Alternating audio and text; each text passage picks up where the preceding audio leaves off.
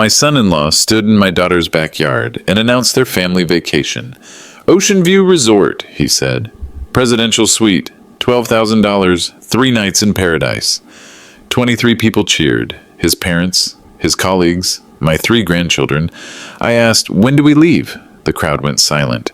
Graham looked at me like I'd suggested something obscene. Raymond, this is Ocean View. It's where executives go. There's a dress code, standards you wouldn't fit in. My daughter said nothing, just stared at her wine. His mother suggested I visit the senior center instead. Bingo on Thursdays. 23 people watched. Some laughed. My 16-year-old grandson filmed it. I left without saying a word. What they didn't know, what my daughter had forgotten, was that Ocean View and I had a history.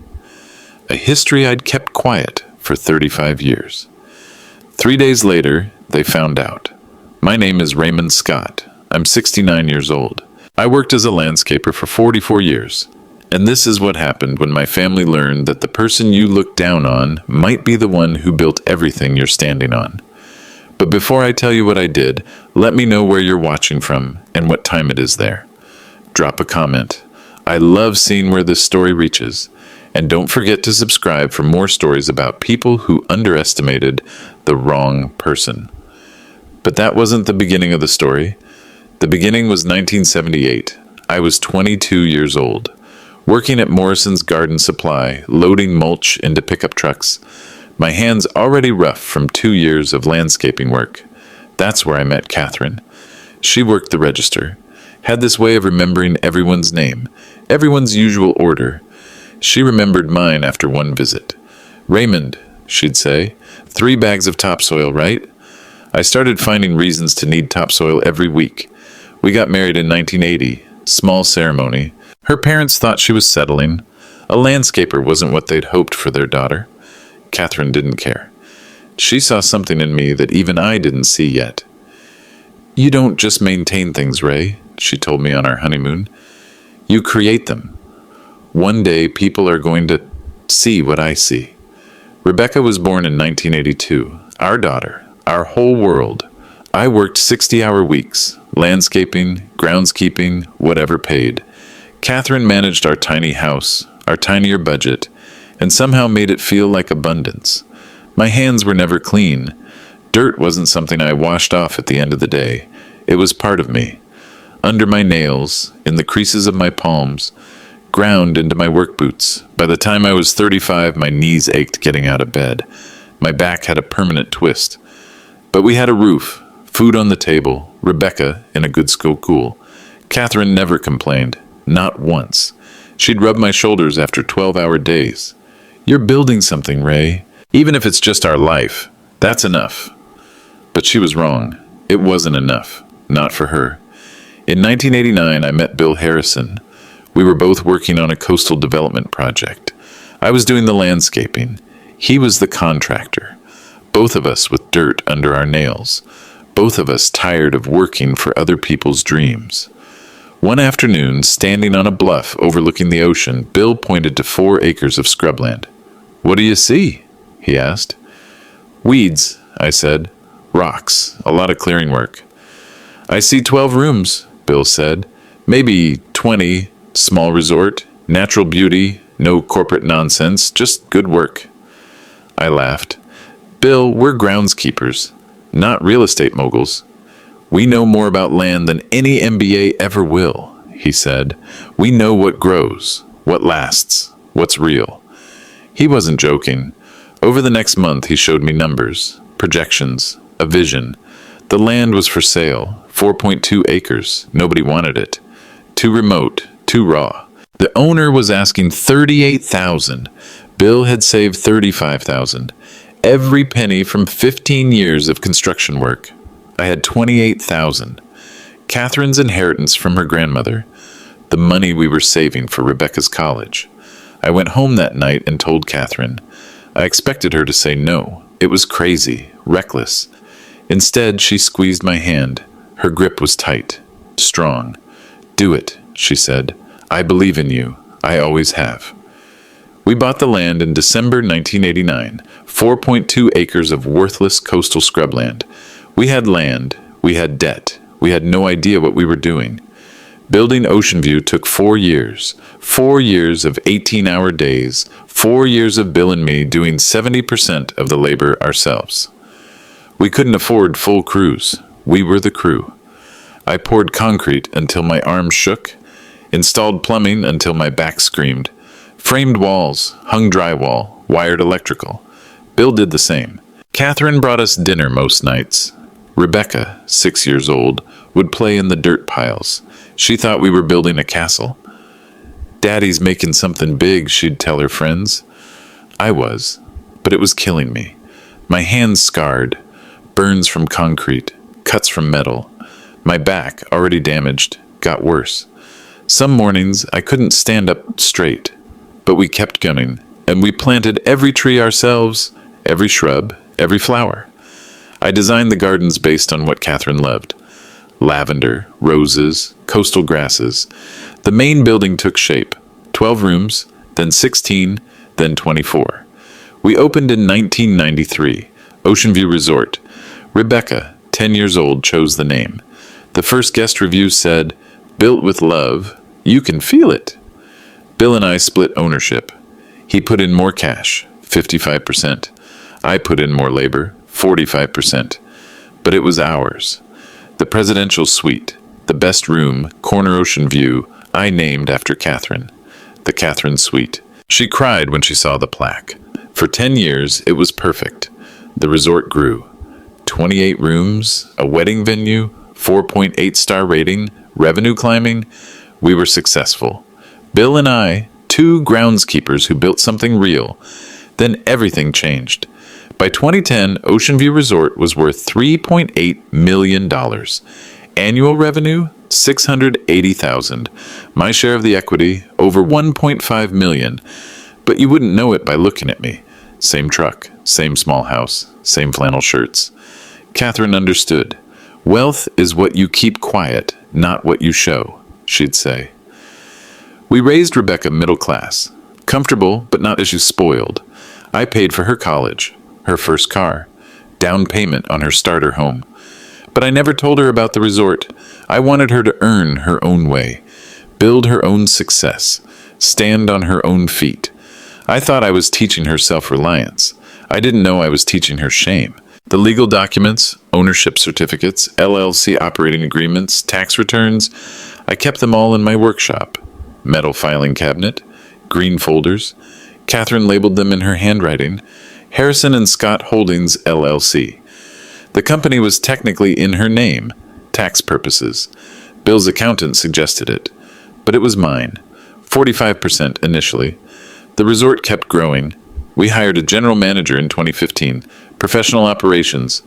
Bill and I stepped back, let it run. I visited maybe twice a year. Catherine loved going. She'd walk the gardens I'd planted, sit in the Catherine Suite, smile at the plaques with her name. "You built this for me," she'd say. "I built it for us," I'd tell her. By 2020, the property was worth $4.8 million. Coastal property boom. We were in the right place at the right time. Or maybe we just built something that lasted. Either way, I was wealthy. Quietly, invisibly. And my daughter had no idea. I should have told her. I didn't. Bill died in 2022. Heart attack. 68 years old. Died in his workshop, same way he lived, surrounded by plans and sawdust.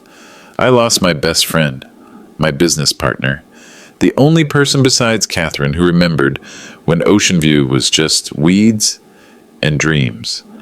The funeral was small. Bill's 2 kids spoke. They talked about his work ethic, his integrity, his rough hands that built beautiful things. I gave the eulogy. I told stories about pouring concrete in 100-degree heat, about Bill falling into wet cement and laughing, about the day we opened and only 3 people checked in. Bill Harrison built empires from dirt, I said, and he taught me I could too. 2 weeks later, his lawyer called. Bill had left his 30% stake to me, not to his kids. They didn't want the responsibility. They wanted buyouts, clean breaks. So it all came to me, 75%. Controlling interest. I signed the transfer papers. My hands shook. The same hands that had mixed concrete with Bill 33 years earlier. The Catherine Suite became a memorial of sorts. Not officially, but the staff knew. They'd mention Bill when guests stayed there. Talk about the founders. Most guests didn't care. To them, it was just a nice room. To me, it was sacred ground. I stopped visiting after Bill died. Too many ghosts. Too many memories. The resort was now worth $5.2 million. My 75%. $3.9 million in equity. I owned most of a multi-million-dollar resort, and I was lonelier than I'd ever been. Catherine was gone. Bill was gone. Soon Rebecca would be gone too. I just didn't know it yet. Catherine died in 2021, 9 months before Bill, ovarian cancer. Stage 4. 8 months from diagnosis to death. I never left her side. Not for chemo, not for hospital stays, not for the nights she couldn't sleep because of the pain. The medical bills were brutal. $127,000. Insurance covered most of it. I paid $38,000 out of pocket. From the resort income. Money that appeared in my account monthly. Money Rebecca didn't know existed.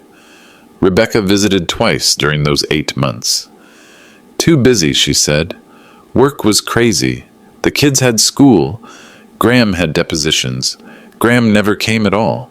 Catherine didn't complain. She never complained about anything. But one night, week before she died, she gripped my hand. "Ray," she whispered, "don't let them take your dignity."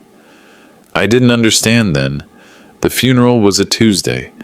Rebecca cried. Graham stood silent, checking his phone twice during the service.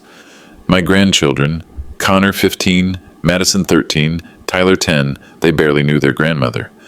After the burial, Rebecca hugged me. "Call if you need anything, Dad."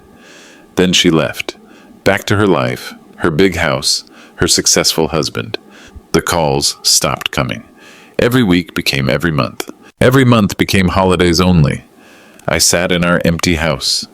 Catherine's perfume still on the dresser, her coffee mug unwashed in the sink. I considered telling Rebecca about the resort then, about the money, about the empire her mother and I had built. But I didn't want to burden her. She had her own life. I should have known. When you hide your wealth, people think you have nothing. And when they think you have nothing, they treat you like a nothing. Rebecca became successful, really successful. Real estate agent, $2.3 million in sales in 2022. Her face on bus stop benches, her name on billboards, her marketing pitch, Rebecca Mitchell, self-made success story. Self-made.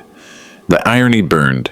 I'd paid for her college, $28,000, her car, $12,000, down payment on her first house, $35,000, but she was self-made. In 2019, she met Graham Mitchell, corporate lawyer, Whitmore and Associates. Big firm, expensive suits, family money, country club background. I met him at their engagement party. His handshake was limp. His eyes slid away from mine. He looked at my truck in the driveway like it was contaminated. "Oh," he said, "landscaping. That's nice." The way he said nice, like he meant unfortunate. They married in 2020, expensive wedding. I was invited but seated with miscellaneous guests. Rebecca's second cousin, Graham's college roommate nobody talked to, an elderly aunt who fell asleep during vows. Graham's parents, Richard and Patricia Mitchell, sat at the head table. Old money, old attitudes. Patricia cornered me at the reception.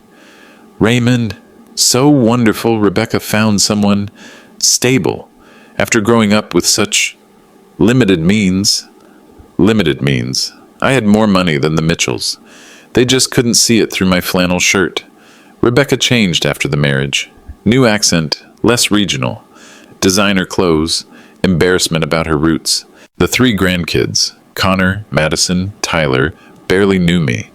Graham's influence was obvious. "Optics matter, Rebecca. Your father's aesthetic doesn't match your brand." My aesthetic, my existence, my presence. I became something to manage, to minimize, to hide. I told myself it was adjustment, new marriage, busy life. I didn't see what was really happening. I was being erased. Christmas 2023 was the first warning. Rebecca's new house, 4,200 square feet. Pine Ridge Estates, manicured lawns, HOA rules. My truck looked out of place in her driveway. Big dinner, 12 people. Graham's parents, Richard and Patricia, Graham's brother's family, Rebecca's family, 2 tables, adult table, kids table. I was seated at the kids table. I'm 68 years old. I raised the woman hosting this dinner, paid for the education that got her the job that bought this house. I sat with Connor, Madison, and Tyler, 3 teenagers on their phones, barely acknowledging me. The adult table had 12 settings: china plates, crystal glasses, prime rib. The kids' table had plastic plates, folding chairs, mac and cheese. Connor didn't look up from his screen once. Madison giggled at something on Instagram. Tyler asked if he could eat in his room.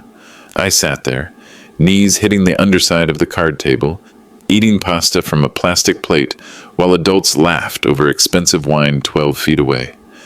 Rebecca noticed me watching. She looked away quickly. After dinner, I found her in the kitchen. "Honey," I said quietly, "the seating—" "Dad," she didn't look at me. "It's just easier this way. Space, you know? I don't mind standing." Graham's parents had specific requests. It's complicated. Complicated. I was complicated. Patricia appeared in the doorway. "Raymond, how nice you could make it. Rebecca said you're not usually comfortable at these events." Not comfortable. She'd decided that for me. I left early. "Early morning," I said. Nobody asked me to stay. In my truck, I sat for 10 minutes. The engine wouldn't turn over at first. My hands shook too much to hold the key steady. Catherine would have said something. Catherine would have fought. I just smiled and left. I told myself it was a mistake. One awkward holiday. But it wasn't. March 24. Madison's piano recital. I didn't know about it until after. Found out from Facebook. Rebecca posted photos. Madison at the piano. Family smiling in the audience. Caption: "So proud of our girl." 23 comments. Friends congratulating her. No mention of me. I called Rebecca. "Honey, I didn't know about Madison's recital." "Oh, Dad." Distracted. I heard dishes clanking. It was really last minute, and we had limited tickets.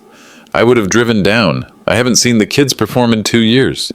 "Dad, it's fine. It was more of a networking thing." Graham had clients there. Networking thing, her daughter's recital. I could have sat in the back. We're teaching Madison not to expect rewards for expected behavior. It's Graham's parenting philosophy. Expected behavior. Like piano recitals were chores. I sent Madison a gift anyway. Music book. Personalized. Wrote her a note about how proud I was. It came back a week later. Return to sender. The box sat on my doorstep. My handwriting on the card inside.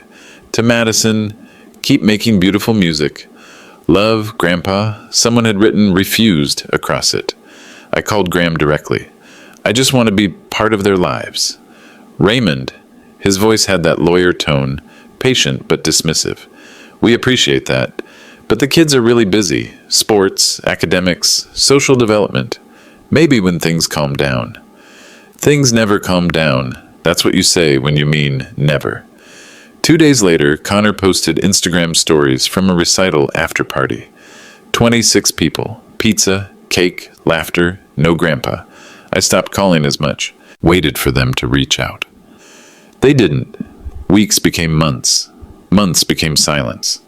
I was becoming someone they saw twice a year. A duty. A box to check on holidays. Visited Dad. I kept waiting for it to get better. Instead, it got worse. My 69th birthday, May 2024. Rebecca called. "Dad, let's take you out. Your choice." I chose Rusty Anchor. The diner Catherine and I loved. $12 burgers, free birthday cake, vinyl booths worn smooth by 30 years of meals. Graham's reaction when we arrived: "Jesus, Rebecca, really? For his birthday? This place has a C health rating." The server heard. Her smile faltered. Graham stage whispered, "You know we'd take you somewhere nice. You don't have to economize." I like it here, I said. Catherine and I came here for 30 years. Graham's voice dropped. Not quiet enough. Well, maybe that's the problem. Rebecca didn't defend me, just opened her menu, studied it like she'd never seen food before. Dinner was painful. Graham on his phone, kids complaining about everything, the booth, the menu, the smell of frying food. Connor filmed his burger. This is so depressing, he muttered, posted it to some app. Madison whispered to Tyler loud enough for me to hear, Grandpa's restaurant is gross. The server brought free birthday cake, diner tradition, candle and everything. Connor snickered. Film that too. Graham picked up the check, made a show of it. Don't worry, Raymond. I've got this. All $64 of it. $64. He said it like it proved something. His phone rang. Client. He stepped outside, talked for 20 minutes.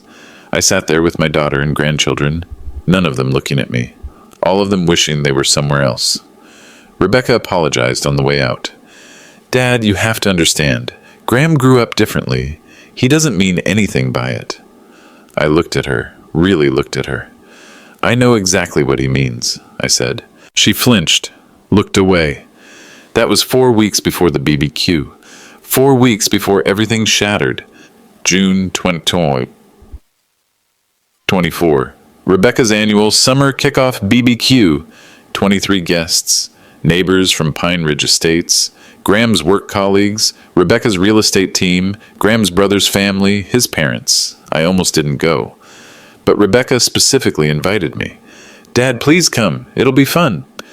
I arrived in my '98 Ford pickup, parked on the street. The driveway was full of BMWs and Mercedes. Immediate contrast. Me in flannel and work boots. Everyone else in J. Crew and Vineyard Vines. One of Graham's colleagues looked at me. Who's the maintenance guy? Laughter, not mine. I offered to man the grill. That's what I always did. Graham declined. We hired a caterer, Raymond. Just relax. Relax, like I was in the way. The backyard was perfect. Manicured lawn, string lights, $80 cheese boards, craft cocktails with names like Summer Solstice and Sunset Spritz. I nursed a domestic beer, sat on the edge of a patio chair, tried to be invisible.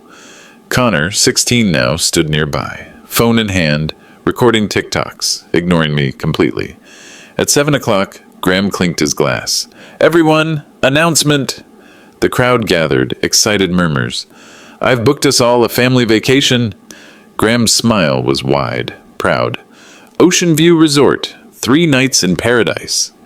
Cheers, Rebecca beaming, people congratulating them. Graham continued.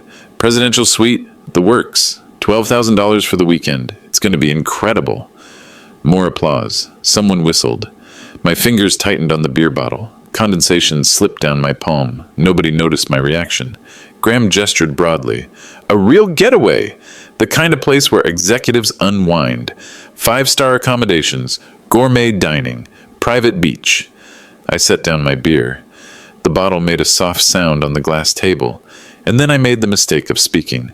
Ocean View, my voice came out quiet. That sounds wonderful. When do we leave? Silence. 23 faces turned toward me. Graham's smile faltered, recovered. Raymond, this is more of a... How do I put this? Rebecca jumped in. Dad, it's really a younger crowd thing. Very active, jet skis, parasailing, physical activities. I'm in good shape, I said. I can... Graham laughed, actually laughed. Come on, Raymond, this is Ocean View. It's $12,000 for the weekend. It's where executives go, not... He gestured at my flannel shirt, my work boots, my calloused hands holding a $3 beer. The implication was clear. I could contribute money, I tried. My throat was closing. I'd be happy to. It's not about money. Graham's voice had that patient tone, like explaining things to a child. It's about fit. The resort has standards, dress codes, wine tastings, cultural experiences. You'd be uncomfortable. Patricia, Graham's mother, added helpfully, Raymond, honey, maybe you could visit the senior center while they're away. I hear they have wonderful activities. Bingo on Thursdays. Laughter rippled through the crowd. 22 people. Varying levels of discomfort. but laughing. My daughter stood there, silent, looking at her wine glass like it held answers. Connor's phone pointed at me, recording, grinning. One neighbor, a decent woman named Susan, started to say something. "Hey, maybe we should—" Graham cut her off. "It's fine. Raymond understands. Right, Raymond? No hard feelings." My paper plate trembled. Potato salad sliding to one edge. My throat closed completely. I stood. The chair scraped loud against concrete. "I should go," I managed. "Early morning." 23 faces watched me leave, some pitying, some relieved, all of them witnesses. I walked through that crowd, grass crunching under my work boots, car keys jingling too loud in my pocket. My truck door felt impossibly heavy. I sat there for 10 minutes before I could turn the key. The engine started. I pulled away, didn't look back. At home, I went straight to my workshop, my sanctuary. Catherine's photo on the workbench, tools hanging on pegboard, the filing cabinet in the corner. My phone buzzed. Text from Nancy, my neighbor. "Ray, I'm so sorry. Have you seen this?" A link. TikTok. Connor's post. 43 seconds of video. It starts with me asking, "When do we leave?" Shows Graham's response. The gesture at my clothes, the laughter, my face in the video, hopeful, then confused, then crumbling. Caption. "When Grandpa doesn't get the hint, hashtag family drama, awkward, know your place," comment section. OMG secondhand embarrassment. Why would he even ask Elmo? Bro doesn't know his lane. Luxury resorts aren't for everyone, I guess. Feel bad for him, but also, read the room. View count, 138,000 in 6 hours. 2,800 shares. I watched it 4 times, seeing myself through strangers' eyes. A joke, a burden. Someone who doesn't know his place. My hands shook. The phone screen too bright in the dark workshop. They didn't just exclude me, they mocked me. And my grandson, Catherine's grandson, broadcast it to the world. I set the phone down, very carefully, opened the filing cabinet, green folders, Catherine's handwriting, Harrison and Scott Holdings LLC operating agreement, ownership certificates, 75% stake, 31 photos, me and Bill building ocean view from dirt. Photo number 12, 8-year-old Rebecca, hard hat, hammer in hand, dirt on her face, grinning at the ocean view construction site. She was there. She just forgot. I didn't sleep that night, but I didn't cry either. I planned. Still that night, 2 in the morning, I spread the photos across my workshop table, photo by photo, memory by memory. 1989, signing purchase papers, Catherine's hand squeezing mine, her knuckles white with hope and terror. 1991, Bill and me shirtless, pouring foundation, his laugh when we realized we'd mixed the wrong ratio. 1992, Rebecca, 10 years old, choosing flowers for the entrance. "Daddy, these ones, the purple ones." 1993, grand opening, Catherine in a yellow dress, beaming, staff calling me Mr. Scott, the founder. 2015, Catherine at the resort for our anniversary, her face when she saw her name on the suite. "Ray, you built this for me." Catherine's voice in my memory, "Don't let them take your dignity." I finally understood. I didn't build Ocean View to hide it. I built it to prove something, that a landscaper could create beauty, permanence, value, that dirt under your nails doesn't mean dirt in your worth. I looked at Connor's video again, 156,000 views now, more comments mocking me. Something shifted in my chest, not anger, clarity. I wasn't invisible. I chose to be quiet. There's a difference. Quiet people aren't powerless. We just pick our moments. My jaw set, shoulders straightened, the old strength returning. I pulled out my laptop, dusty, rarely used, opened email, searched Ocean View Resort Management, found it. Daniel Price, general manager since 2015, good man, knew the history. My finger hovered over the keyboard. This wasn't revenge. Revenge is emotional. This was clarity. This was ownership. I had 3 days before their trip. I needed to make 3 phone calls. Morning after the BBQ, Friday. I called Ocean View's front desk. Ocean View Resort, this is Melissa. How may I... This is Raymond Scott. I need to speak with Daniel Price. Pause. May I ask what this is regarding? Tell him it's Raymond. He'll know. Hold music. 60 seconds felt like 10 minutes. Raymond? Daniel's voice. Surprised. Warm. Is that really you? How long has it been? 6 years, Daniel, since Catherine's service. I'm so sorry. She was special. We all miss her. Thank you, Daniel. I need information on a reservation. Graham Mitchell, checking in Friday, June 28th. Hesitation. Raymond, I can't just give out guest information. Daniel, my voice firm. I'm still listed as primary member of Harrison and Scott Holdings, correct? Silence. Keyboard clicking. Yes, you own 75%, but you haven't exercised ownership in years. I'm exercising it now. Pull up the Mitchell reservation. More clicking. Longer pause. Presidential suite. 3 nights. 12,400 total. Booked under... He stopped. This is interesting. Corporate card. Whitmore and Associates. My antenna went up. Graham's law firm card? For personal travel? Appears so, and the card holder name is Graham Mitchell, but the card is corporate issued. I filed that information away. Don't cancel it, but I need full booking details sent to my email. Everything. Room type, amenities, special requests. Raymond, may I ask what's happening? Later, one more question. How many staff still remember me? 7 of us. Maria from housekeeping, Kevin from the restaurant, Jessica at the desk. We remember, Raymond. We remember what you built. Good. I'm going to need you to remember a little more. I had information. Now I needed leverage. Same day, afternoon, I called Marcus Webb, my attorney, handled Catherine's estate. Raymond, what can I do for you? I need to review my ownership rights. Ocean View Resort, Harrison and Scott Holdings. Is there a problem with the property? No, I need to know what I can do as 75% owner. Well, he paused. I heard papers rustling. You have controlling interest. You can make operational decisions, override management on booking policies, invoke owner's privilege for reservations. Can I reassign rooms? It's your property. You can do whatever you want with inventory. But why would you?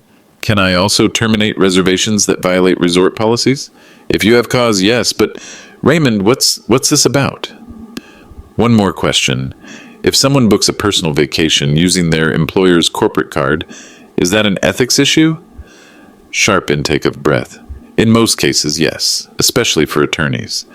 The Bar Association takes financial impropriety very seriously. Misuse of firm resources, even for seemingly small amounts, can trigger disciplinary review. Raymond, who... Just theoretical. Send me a summary of my ownership rights. In writing. I need it documented. I'll have it by tomorrow morning, but Raymond... Thank you, Marcus. I hung up. My hand was steady on the phone. My heart beat slow. Sure, the plan was forming. Clean, legal, precise. I didn't need to destroy them. I just needed to stop protecting them from consequences. They made their choices. Used corporate money to book a resort they could exclude me from. A resort I owned. The universe has a sense of humor. Sometimes you just have to let it work. One more call, the hardest one. Evening, second day after the BBQ. I called Rebecca. 4 rings, voicemail. I tried again. Dad? Annoyed. I'm kind of in the middle of... Rebecca, we need to talk about the BBQ. Sigh. Dramatic. Dad, Graham didn't mean anything. He just... You know how he is. I know exactly how he is, and I know how you are when you're with him. What's that supposed to mean? You didn't say a word. 23 people watched him humiliate me, and you were silent. Defensive now. You're being dramatic. It was just, everyone was drinking. It was a party. Your son posted it online. 156,000 people have watched me being mocked by my family. Connor's just a kid. He's 16. You were raising me a granddaughter at 16. Silence.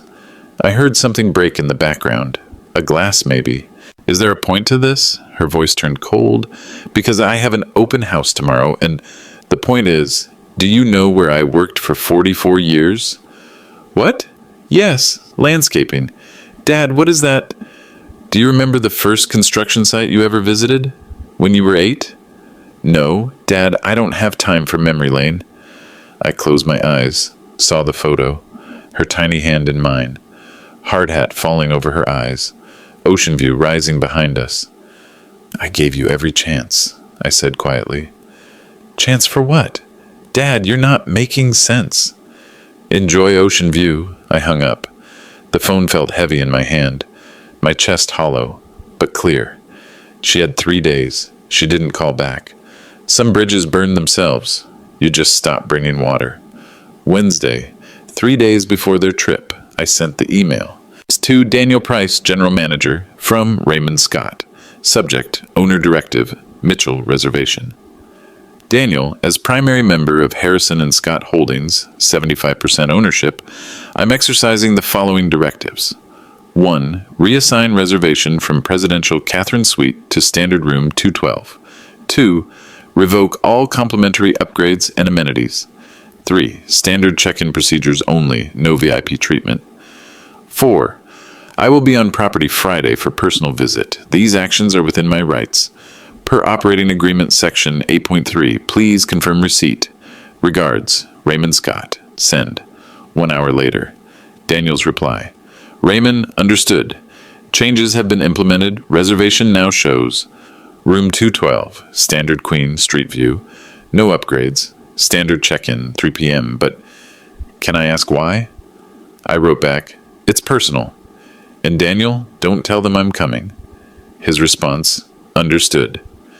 I opened a new window, anonymous email account, typed carefully, to Whitmore and Associates. Ethics hotline, subject, potential corporate card misuse. An attorney at your firm may be using corporate accounts for personal luxury travel. Please see attached reservation confirmation, showing 12,400 charge to firm card for family vacation. Anonymous concerned party. Attached screenshot of booking confirmation Daniel had sent me. Send. No signature. Untraceable. Third action, I booked my own room. Ocean View Resort. Same dates. June 28-30. Room 114. Standard. Parking lot view. $120 per night. Each keystroke deliberate. Each click documented. Everything saved. Everything legal. I wasn't going to confront them. I was going to exist and let them see. Thursday night, I packed a bag. 1 change of clothes. Catherine's photo. Thursday morning. 1 day before their trip. Graham at his office. I imagine it. Corner desk. Certificates on walls. Confidence. His email pinged. From HR Department. Subject. Mandatory Ethics Review. You have been assigned a mandatory ethics review. Report to HR at 2 p.m. today. Bring documentation of all corporate card usage from past 6 months. Graham probably frowned, annoyed, thought it was routine. 2 o'clock, HR conference room, 2 people waiting. Sarah Chen, HR Director. Philip Dorsey, Ethics Officer. I don't know exactly what was said, but I can imagine. Graham, we received a report. Corporate card misuse. Personal travel. Graham's defensive response. That's absurd. I only use it for client development. We have a receipt. Ocean View Resort. $12,400 this weekend. Can you explain how that's client related? His face draining color. There may be a client meeting. It's in discussion. You booked it 3 weeks ago. No clients listed. Your family is accompanying you. The pause. The realization. This is a serious violation. We're suspending your corporate card pending investigation. You'll need to personally pay for the trip or cancel.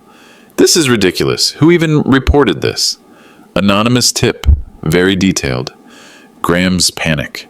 The trip was tomorrow. He couldn't cancel without looking bad. But $12,400 on his personal card would max him out. He made his choice. Paid it. Save face with family. Consequences would come later. His decision. His problem. That afternoon, his father, Richard, called. Son, I heard about some ethics issue. Graham lied. Nothing. Misunderstanding. All cleared up. But it wasn't. Whitmore and Associates doesn't forget ethics violations. Graham didn't tell Rebecca about the investigation. He should have. Thursday evening, my last night in my house. I stood in my workshop. Catherine's photo came down from the wall. First time in 3 years. I packed. 1 bag, 2 changes of clothes, toiletries, Catherine's photo, ownership documents. Left behind deliberately. Phone charger, TV remote, checkbook. I walked through the house. Each room a museum. Rebecca's old bedroom. Trophies from softball. Photos of her and Catherine baking. Frame on the dresser. Daddy's girl. The irony stung. Master bedroom. Catherine's perfume bottle still on the dresser, untouched. Her side of the bed still empty. Kitchen. The table where we'd had 1,000 meals, where Rebecca did homework while I cooked dinner. The house felt like it belonged to someone else. Someone's memories. Not mine anymore. I locked the door, stood on the porch. Nancy waved from next door. Going somewhere, Ray? Yeah, visiting an old friend. 6-hour drive. Oregon coast. My truck steady on the highway. Radio on. Classic country. Catherine's favorite. I stopped once. Gas station. Bad coffee. Checked email. Rebecca's calendar reminder notification popped up. I was still on their family calendar from years ago. Ocean View trip! No messages from her. Connor's TikTok now at 198,000 views. New comments. Update? Did he show up? My face stayed calm, resolved, almost serene. I arrived at Ocean View at 11 p.m. Thursday night. Front desk, night clerk, young guy, didn't recognize me. Raymond Scott, room 114. Welcome to Ocean View, Mr. Scott. Room, small, clean parking lot view. I hung Catherine's photo on the nightstand, sat on the bed, hands on my knees. Tomorrow, they'll know. But tonight, I sleep. Friday, 2 p.m. Graham's BMW pulled into Ocean View Resort, gleaming, expensive. Rebecca, Graham, 3 kids, 6 matching suitcases, Connor filming. We made it! Presidential suite, baby! They walked into the lobby. I watched from the restaurant, hidden behind a newspaper. The lobby, elegant, coastal, unchanged from my original design. Graham approached the desk, confident, entitled. Mitchell Party, Presidential Suite. Jessica, desk clerk, worked there 8 years, typed slowly, frowned. One moment, Mr. Mitchell. More typing, her frown deepened. I show you in room 212, standard accommodation. Graham's confidence faltered. No, presidential. Catherine Suite. I booked it months ago. Sir, there was a change. I show room 212. Rebecca stepped forward. This must be a mistake. Can you check again? Jessica called for the manager. Daniel Price arrived. Late 50s, kind face, professional. Graham's voice turned aggressive. There's been an error. We booked presidential Daniel cut him off. Polite but firm. Mr. Mitchell, your reservation was modified per owner request. Owner? Graham's face reddened. I want to speak to the owner. Daniel smiled slightly.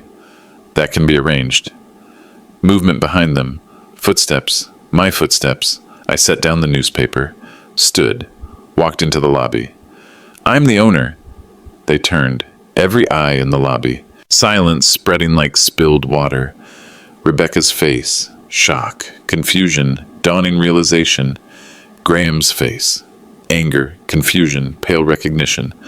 Connor's phone still recording. TikTok live stream active.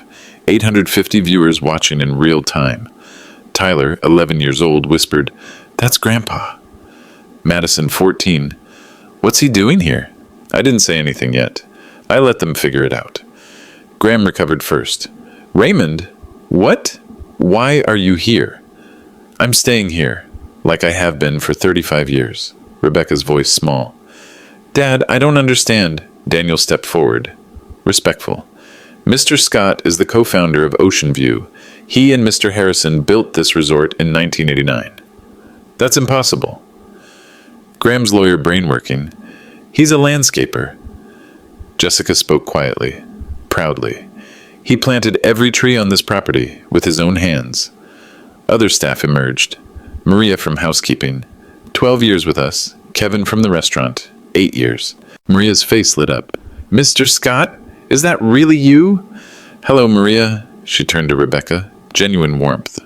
Your father is a legend here. He designed the gardens, the courtyard, the memorial grove. Rebecca interrupted. Dad, you own this place? 75%. After Bill passed. Graham's face calculating, realizing, horror dawning. The presidential suite. The Catherine suite. I looked at him directly. Named after my wife. Your grandmother. Now looking at the kids. I named it the year she died.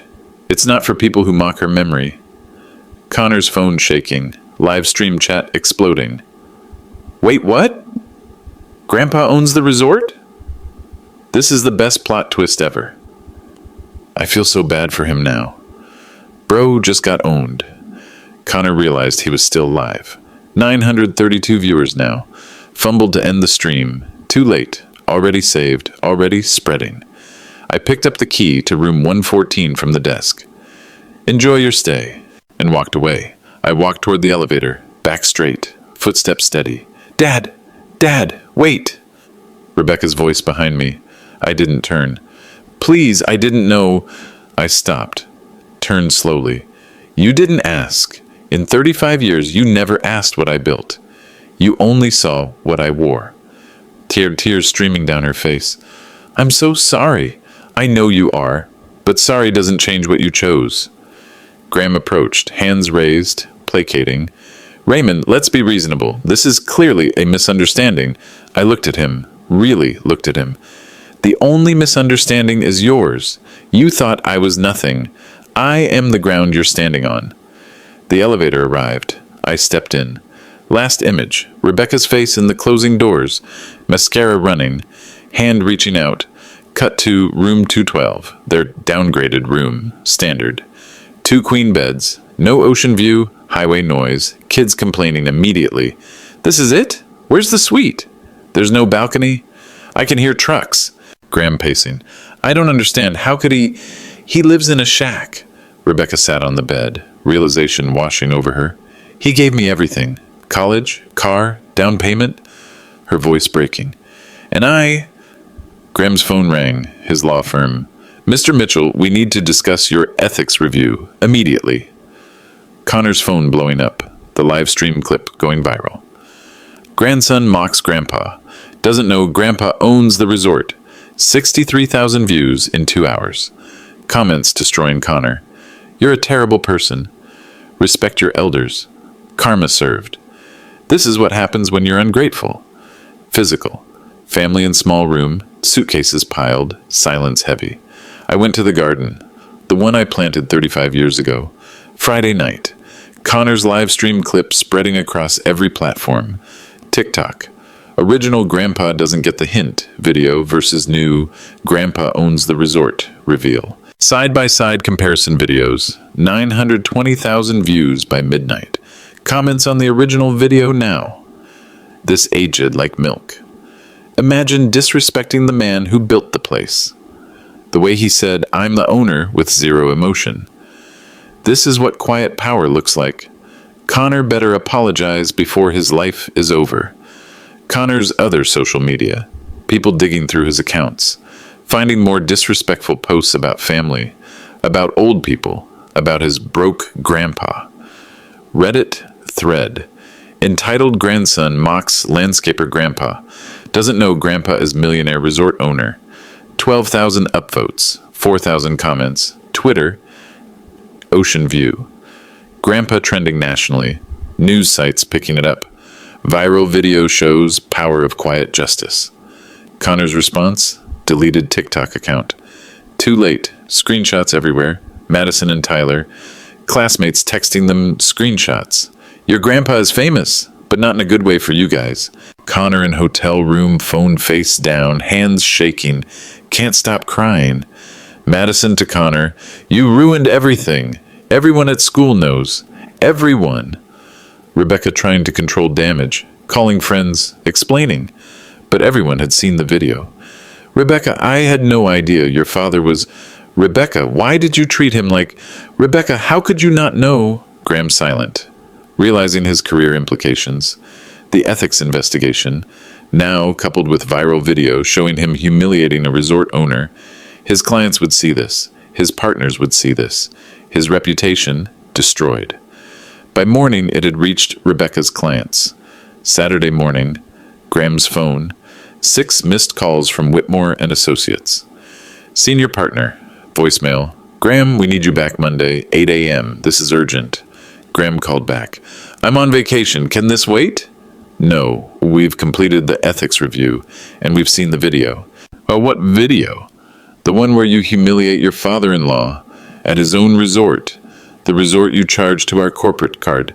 It's everywhere, Graham. Clients are calling. Graham's stomach dropped. That was a misunderstanding. Monday, 8 a.m., don't be late. Click. Rebecca overheard. Demanded explanation. Graham admitted. Corporate card investigation, possible suspension, career implications. You told me this was paid for, Rebecca's voice rising. It was, just differently than I said. You lied. You used my father's resort to humiliate him at the place he built. The math. $12,400 on personal credit card, maxed out, mortgage due next week, car payments, kids' private school tuition. If suspended, no income for 6 months, reputation destroyed. Graham's phone rang again.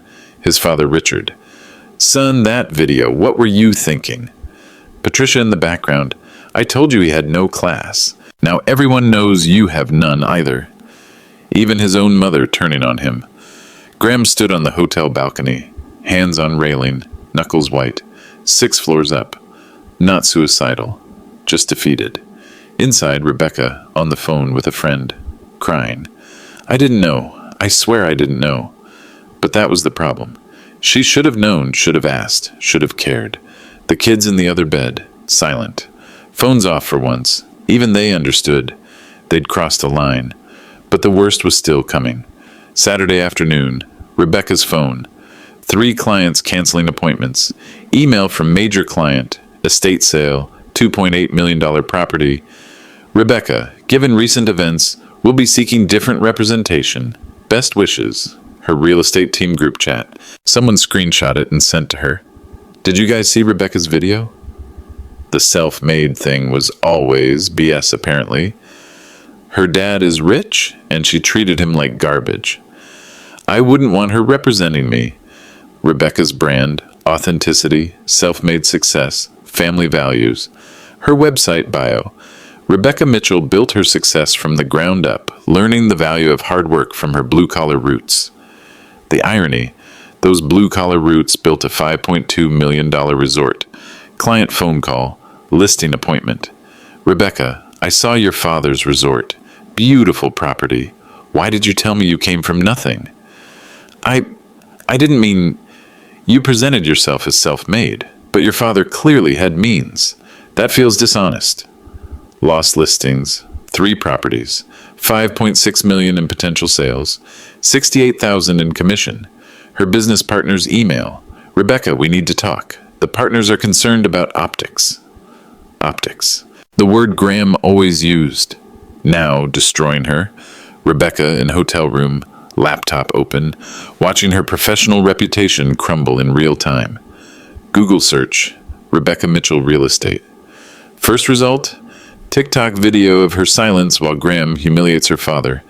She searched, Raymond Scott, Ocean View Resort. Found articles from 1993 grand opening, photos of him building it. Concrete stains on his jeans, Bill Harrison beside him, both grinning. One photo stopped her cold. 8-year-old Rebecca, hard hat, standing next to Raymond, both holding shovels. She didn't remember it, but the internet did now.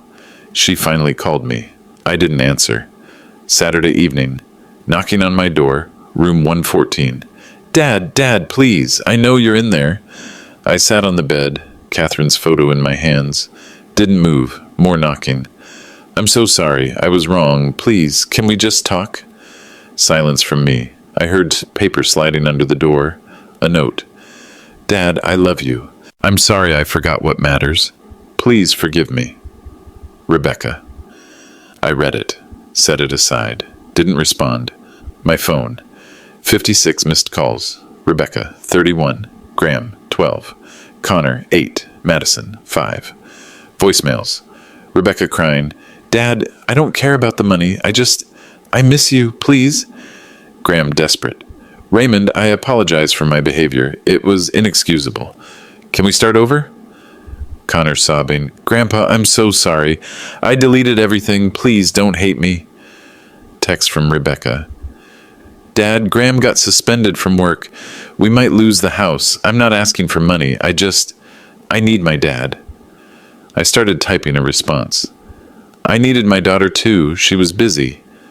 Deleted it. Didn't send anything. Another knock. Daniel this time. Raymond, they're asking about you. Want me to intervene? I opened the door. No, let them sit with it.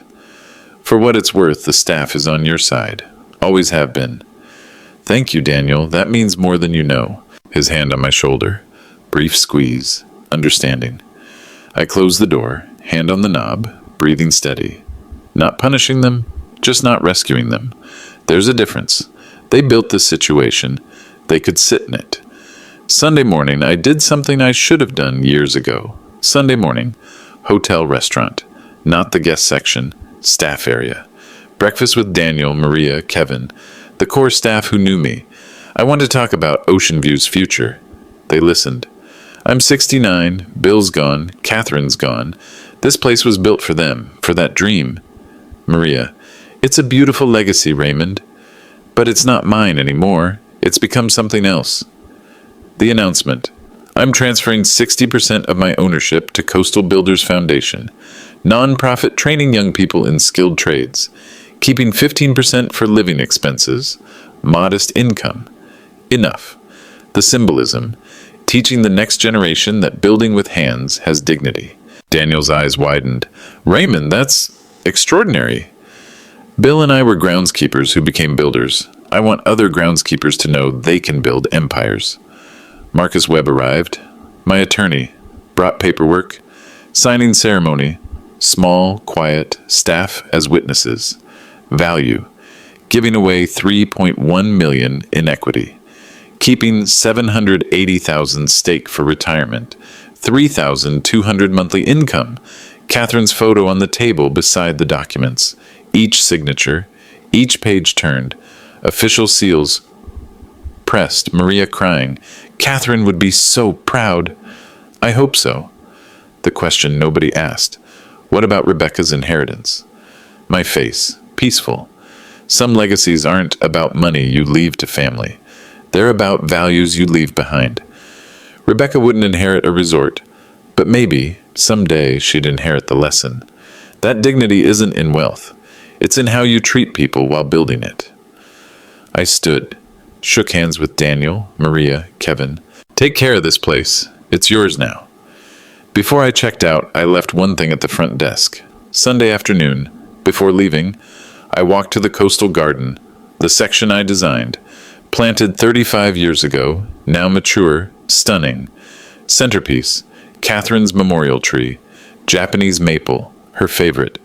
Red leaves like fire against the ocean, plaque installed after her death.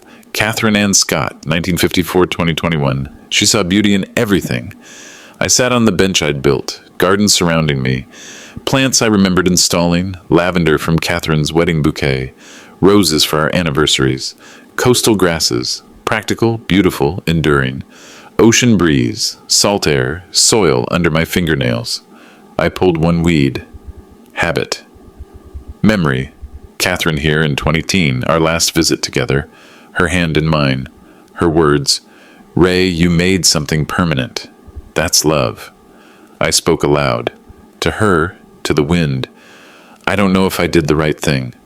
Silence. Wind in the trees. They hurt me, but they're still mine. More silence. The ocean steady in the distance. You'd tell me to forgive them. You always did. A beat. A breath. I will, eventually, but not today. I pulled out the old photo. Me, Bill, 8-year-old Rebecca at the construction site. Rebecca's smile, pure, joyful, proud of her dad. I traced her face with my thumb. I miss that little girl, the one who thought I built castles. The garden smelled like Catherine's perfume, lavender and sea salt. I tucked the photo back in my wallet. Stood. touched Catherine's tree, the bark rough under my palm, alive, growing, strong. I'm ready to go now. Walking away, didn't look back at the resort. Physical sensation, shoulders lighter, jaw unclenched, breath deeper. The weight I'd carried for 35 years, proving I was enough, finally released. I was enough, with or without their recognition. The garden would grow without me. The resort would thrive without me. Legacy isn't about being remembered. It's about building things that last after you're gone. But I left something behind, something they'd find. Sunday morning, before I left for the garden, I'd handed Daniel an envelope. When they check out, give this to Rebecca. What does it say? Goodbye, in the only way I know how. Now, Sunday, 3 p.m. Mitchell family checking out. Awkward, quiet. Kids subdued. Graham's face still pale from phone calls. Jessica at the desk. Mrs. Mitchell, this was left for you. Rebecca took the envelope. Ocean View Resort Stationery. Rebecca, in my handwriting. She opened it right there, hands shaking. The letter. Rebecca, I built this place with my hands so you could dream bigger. I wanted you to know that a man who works with dirt can create beauty, permanence, value. I wanted you to be proud, not ashamed. I never told you I owned Ocean View because I wanted you to succeed on your own. But I realize now I taught you the wrong lesson. You learned that hiding struggle makes you successful. I should have taught you that struggle is what makes success meaningful. I'm giving most of this resort to Coastal Builders Foundation. They'll train young people in skilled trades, the kind of work you were embarrassed by, the kind of work that built everything you have. I don't hate you. I don't even blame you. You learned to value appearance over substance because I was too quiet about what really matters. But I can't be around people who are ashamed of me, even if one of them is my daughter. The garden by the bluff, the one with your grandmother's tree. I planted that the year you were born. Go see it. Remember what it was like to think your father built castles. I love you. I always will. But love doesn't mean accepting disrespect. Dad. Rebecca's tears fell on the paper, ink smudging. Graham read over her shoulder, face crumbling. Connor nearby, seeing his mom cry, realizing the weight. Madison. Mom, what does it say? Rebecca couldn't speak. Folded the letter, walked to the car. Family followed in silence. 3 months later, I heard they sold the house. 3 months later. September. I live in a small cabin now. Oregon coast, 20 miles from Ocean View. Simple life. Garden I'm building, workshop, Catherine's photo on the mantle. Routine, coffee at dawn, woodworking, walks on the beach. Income, 15% ownership stake, $3,200 monthly. Modest. Enough. Phone, new number, 5 people have it. Rebecca doesn't. I blocked the old number after 200 calls the first month. Updates come secondhand. Nancy, my old neighbor, keeps me informed. Graham suspended 6 months from Whitmore and Associates. Demoted when he returned. Rebecca and Graham sold the Pine Ridge house. Moved to smaller place. Townhouse. 2 bedrooms. Rebecca's business struggling. Lost major clients. Rebuilding slowly, humbly. Connor graduated high school. Working at a grocery store. Graham's idea. Character building. The kids quieter. Phones down more. Adjusting. Physical. My hands in soil. Planting tomatoes. Peace in repetitive work. One day, September morning. Letter in my mailbox. Handwriting. Rebecca's. I held it. Didn't open immediately. Sat on the porch. Catherine's photo beside me. Finally opened the envelope. 1 page. Dad, I don't expect a forgiveness. I'm not asking for money. I just want you to know. Connor volunteers at Coastal Builders Foundation now. He's learning carpentry. He talks about you. The real you. I'm trying to unlearn shame. It's hard, but I'm trying. I went to the garden. Grandma's tree is beautiful. I remembered. I was there when you planted it. I held the roots while you filled the soil. I forgot. I'm sorry I forgot. If you ever want to talk, I'm here. But I understand if you don't. I love you. Becca. I read it 3 times, set it on the table, beside Catherine's photo. Didn't respond yet, but didn't throw it away either. I sat in my garden. Sunset. Hands in dirt. Small smile. Maybe someday, maybe not. But at least she's trying. At least she finally sees. I built this place so my daughter could dream bigger. I forgot to teach her that dreaming bigger doesn't mean looking down. Some foundations are built in silence. Some collapse the same way. But maybe, just maybe, some can be rebuilt. One honest brick at a time.